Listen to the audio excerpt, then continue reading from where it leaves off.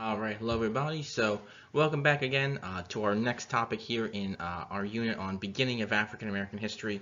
So, today we're going to talk about the slave trade and the Middle Passage. So, our objectives and standards are to explain the impact of the triangular trade on the world and people, and to analyze conditions of the Middle Passage. We have our standards there to evaluate patterns of continuity and rates of change over time, applying context of events. Sorry about the typo there, just ignore that number there.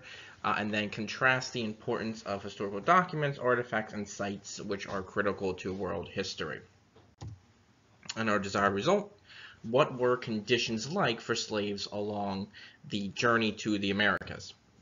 So slavery and trade. There were a small amount of African slaves sent to the Americas in the 1500s, but the growth of mines, or a growth in mines and plantations, led to a growing demand for slave labor. Remember, we talked about how they were using Native Americans, but Native Americans were either dying off, fighting back, or escaping, so Europeans decided to use Africans instead for slave labor in the Americas, especially in places like mines or plantations.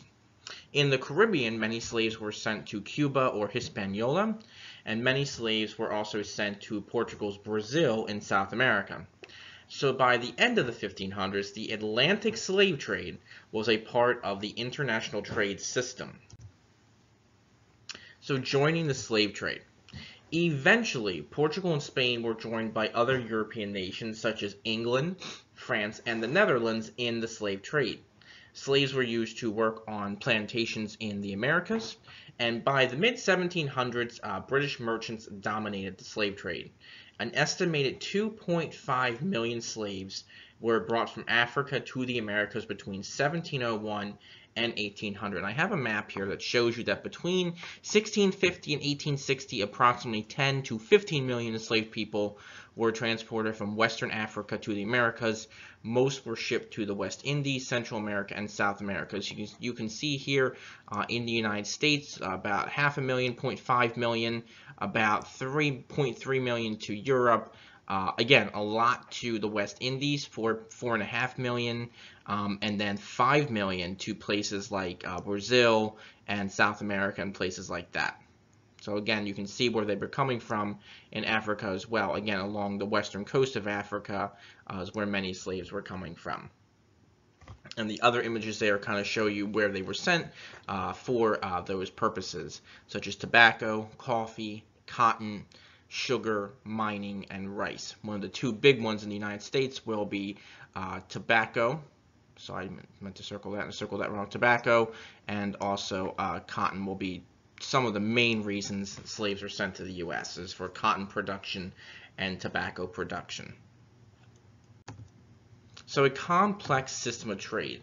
Old World and New World trade was complicated. So there's going to be patterns of trade that are going to form a triangular shape across the Atlantic Ocean. I put a picture here for you.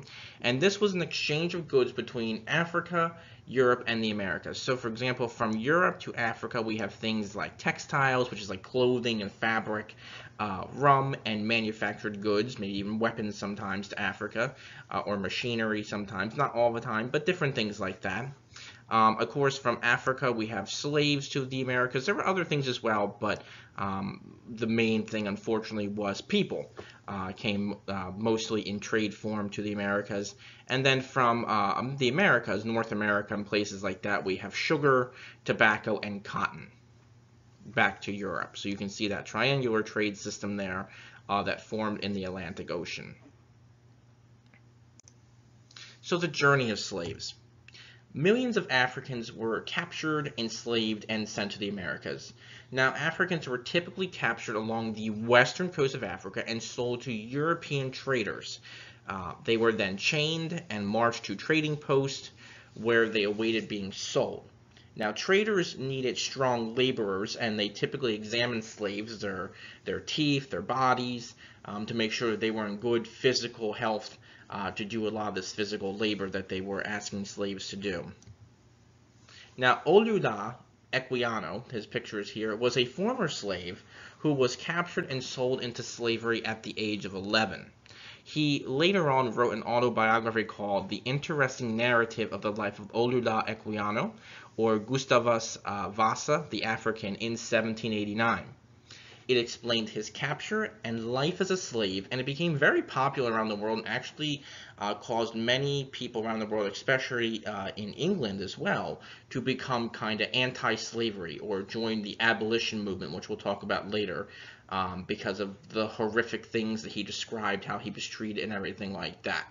So the book explained the horrors of what we call the Middle Passage, which we'll talk about here in a little bit, and the treatment of slaves as well. And you'll also have an activity tomorrow to work on, which you'll get to read some of that, some of the excerpts from his book as well. So understanding the Middle Passage. Aboard slave ships, Africans faced a difficult and frightening trip to the Americas. The voyages typically took 3 to 6 weeks in crowded conditions below the ship's deck. Here you can see the pictures are flipping there, so you can kind of see what those conditions were like. The first picture on the green slide shows you how crowded together they were, and then the next grayish slide shows you, this is an actual drawing from a slave ship showing you how crowded people were together. They were typically chained together with little room to move in unsanitary conditions, people going to the bathroom, people becoming ill and sick. So, just very disgusting, dirty conditions with very little room to move.